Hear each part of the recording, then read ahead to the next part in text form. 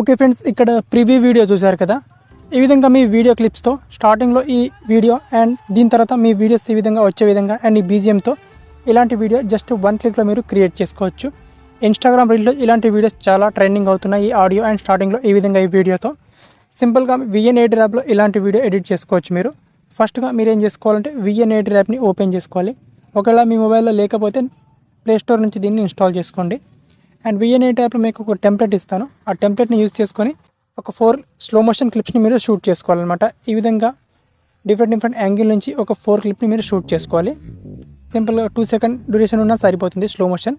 ఒక 4 క్లిప్స్ని ఈ విధంగా షూట్ చేసుకున్న తర్వాత VN ఎడిటర్ యాప్ ఓపెన్ చేసుకొని ఇప్పుడు ఒక QR కోడ్ని స్కాన్ చేసుకోవాలి. స్కాన్ చేస్తేనే మనకి ఇప్పుడు టెంప్లెట్ అనేది అన్లాక్ అవుతుంది. అండ్ QR కోడ్ అనేది నా టెలిగ్రామ్ ఛానల్లో ఉంటుంది. ఈ వీడియో కింద డిస్క్రిప్షన్లో నా టెలిగ్రామ్ ఛానల్ లింక్ ఉంటుంది. QR కోడ్ నెంబర్ 30 అని ఉంటుంది, చూడండి ఒకసారి. అండ్ ఇక్కడ పైన స్కానర్ మీద క్లిక్ చేసుకోవాలి. అండ్ ఇక్కడ మీడియా ఆప్షన్ మీద క్లిక్ చేసుకోవాలి.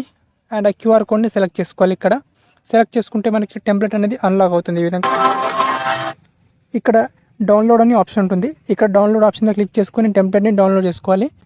ఇక్కడ డౌన్లోడ్ ఆప్షన్ మీద క్లిక్ చేసుకొని కొన్నిసార్లు ఇది డౌన్లోడ్ కాదు, ఇంకొకసారి మీరు ఫ్రెష్గా QR కోడ్ని స్కాన్ చేస్తే మీకు ఇక్కడ ట్రై చేస్తే డౌన్లోడ్ అయిపోతుంది. డౌన్లోడ్ ఆప్షన్ మీద క్లిక్ చేసుకున్న తర్వాత ఒక 10 నుంచి 20 సెకండ్ పాటు వెయిట్ చేస్తే డౌన్లోడ్ అనేది అయిపోతుంది. దెన్ ఇక్కడ యూస్ టెంప్లెట్ ఆప్షన్ వస్తుంది. యూస్ టెంప్లెట్ ఆప్షన్ మీద క్లిక్ చేసుకోవాలి.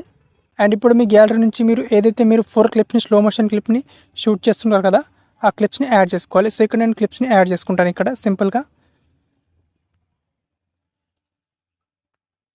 ఓకే. సో ఇక్కడ నేను ఒక 4 క్లిప్స్ని యాడ్ చేసుకున్నాను. నెక్స్ట్ ఆప్షన్ మీద క్లిక్ చేసుకోవాలి.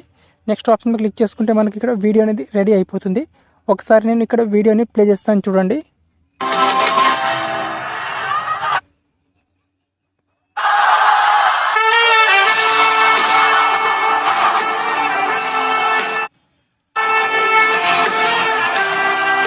ఓకే, ఈ విధంగా మనకు వీడియో అనేది వచ్చేస్తుంది అనమాట.